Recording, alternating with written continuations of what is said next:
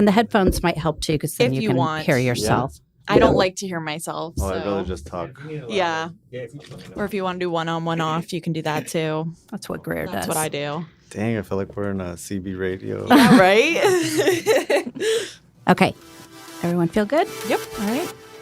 Welcome to Podsdale, brought to you by the City of Scottsdale.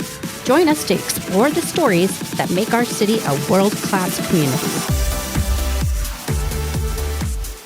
I'm Holly Peralta. And I'm Greer Alba. Thanks for tuning in. Today, we're diving into an important community resource that supports Scottsdale residents facing food insecurity. That's right. The Scottsdale Food Bank has officially relocated to a new and improved space on the McKellips Campus. And with that move comes expanded capacity, better service, and exciting new opportunities for the community to get involved. Joining us today are two amazing guests from the Human Services team, Jonathan Montoya and Sue O.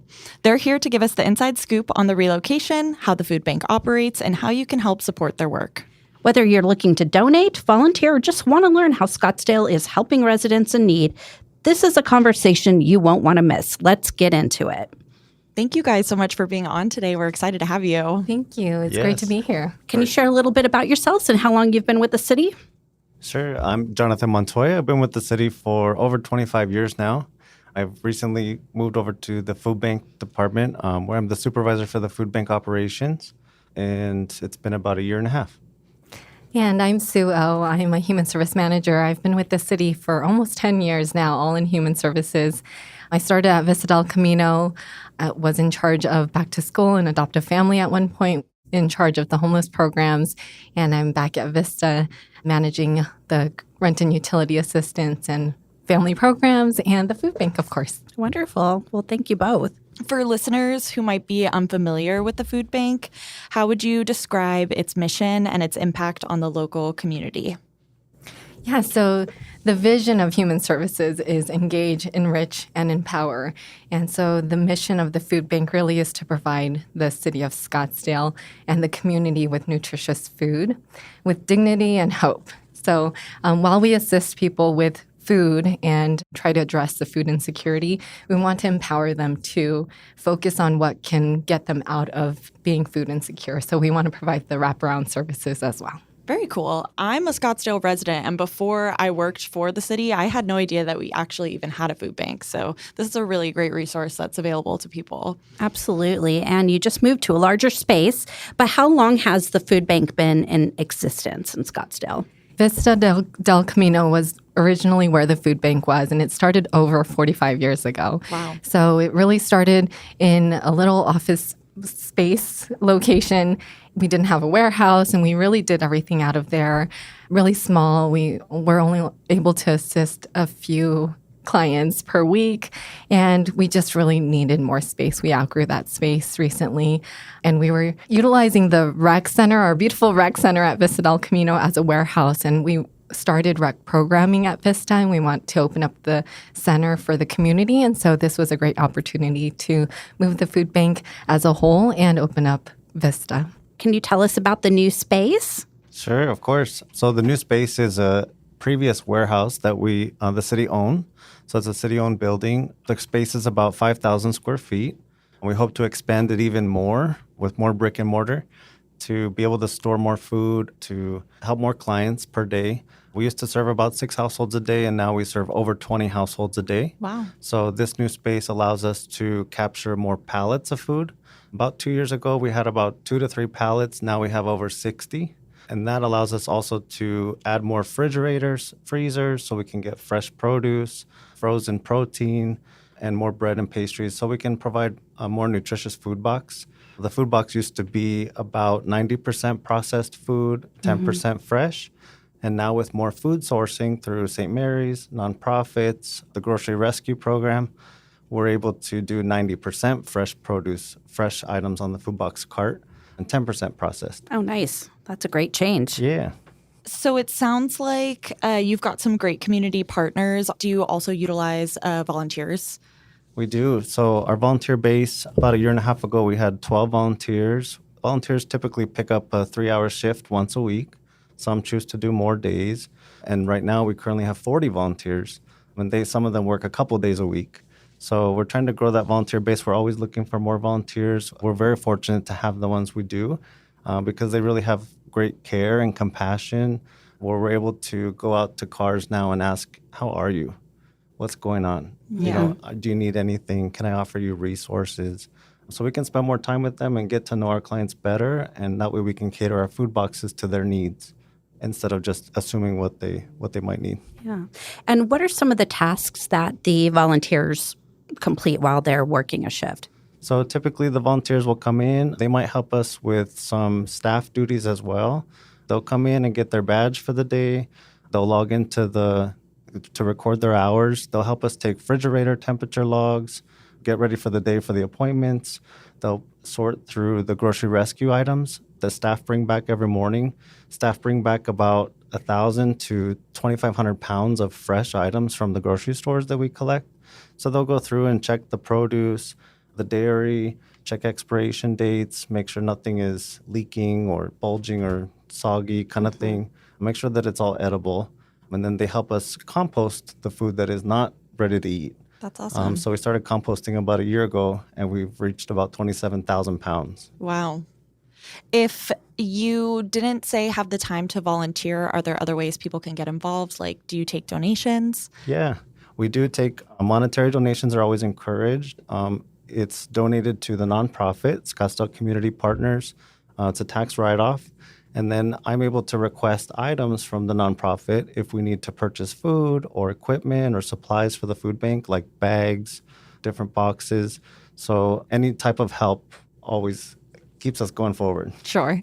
So in addition to the food bank, you retain satellite locations like at Paiute Neighborhood Center, Vista del Camino, Granite Reef, and Via Linda. How do these satellites complement the main site? Those sites that you mentioned, they all have caseworkers at those locations at our human service community centers.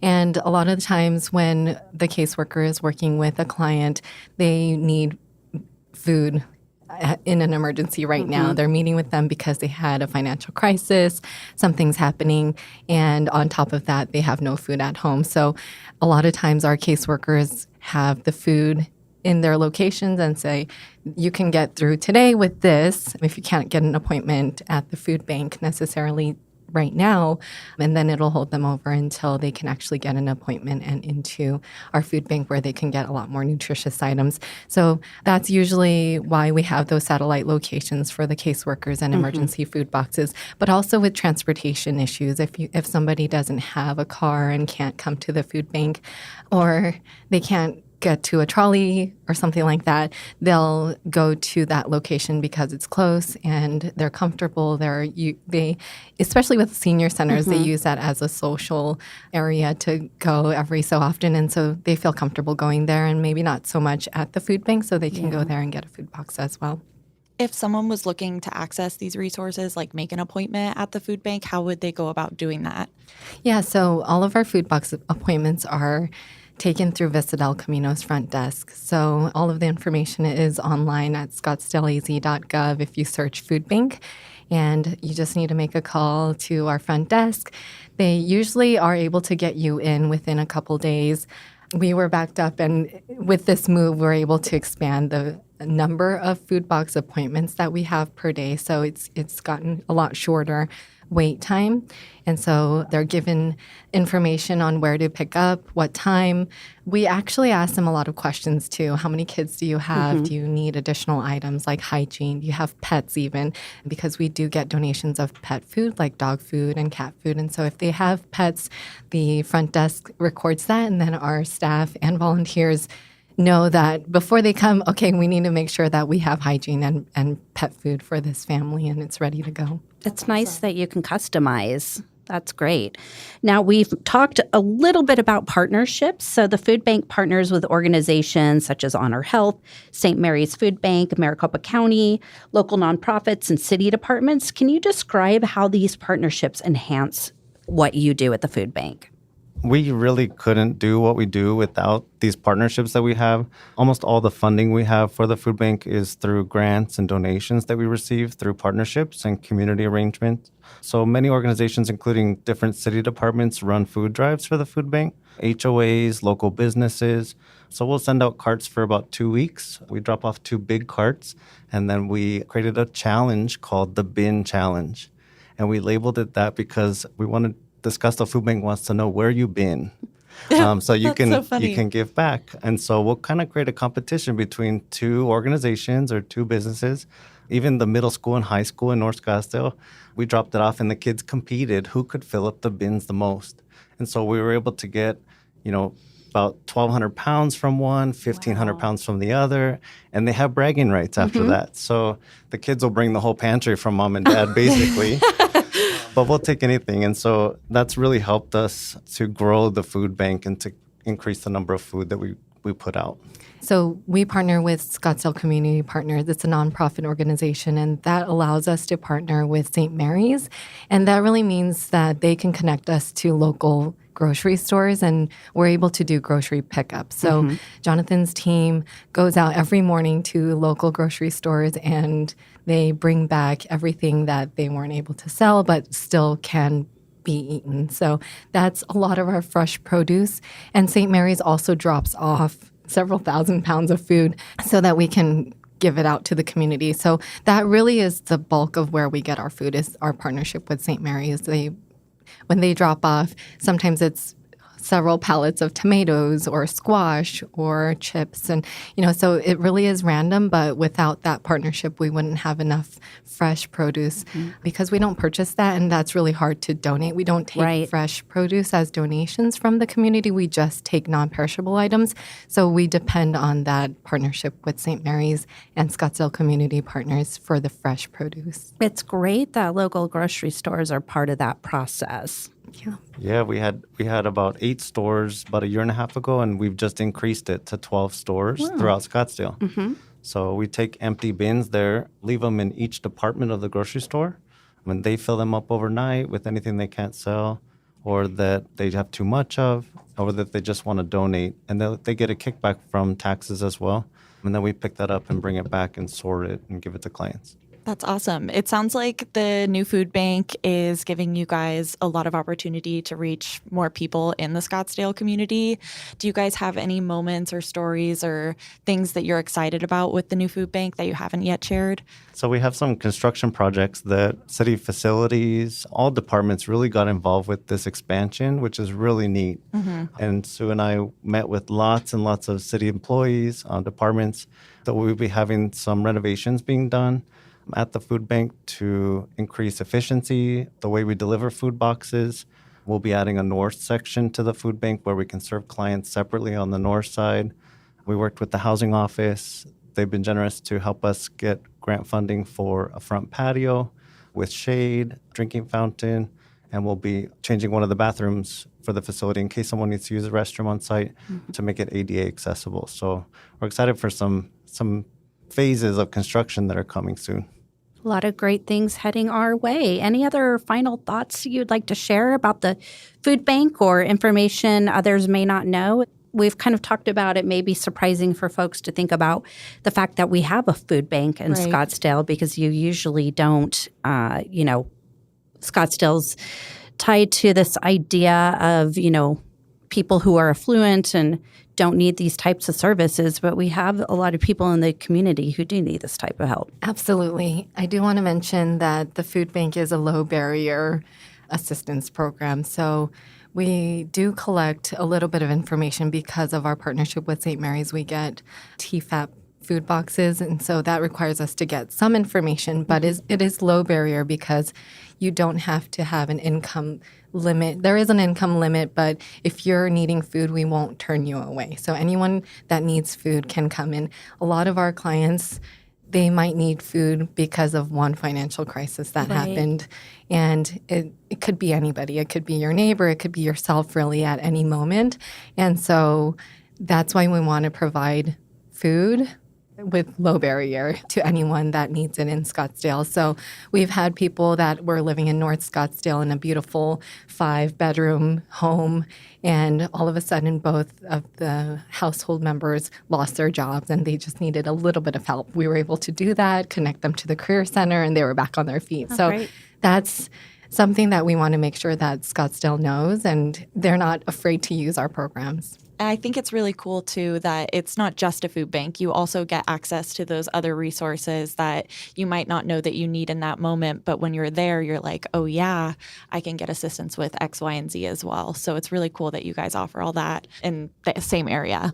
Yeah, and actually the expansion will allow us to provide more of those kind of services because, like Jonathan was saying, it gives us a little bit more time with them. It slows things down. We're able to go out and talk to them, see what's really going on in their life. It's not usually just food. It's, do you need a job that's higher paying? Do you need rent assistance? Do you need utility assistance? And so we have caseworkers that can talk to them about those things as well. That's awesome. Excellent. Well, Sue, Jonathan, I know you are both very, very busy just with some of the few things we touched on here with the food bank, but we really appreciate that you took the time to join us and share more information. And as you mentioned, for anyone looking for more information on the food bank, visit scottsdaleaz.gov and just search food bank. Yeah, absolutely. Yes. It was great being here. Thank you so much for having us. Thank you for highlighting us. We appreciate that. Of course. Have a good one. Thank you. That's all for this episode of Podsdale. If you enjoyed listening, be sure to subscribe. You can find us on YouTube or in your favorite podcast app. Share episode ideas and provide your feedback by emailing communications@scottsdaleaz.gov. Thanks for listening.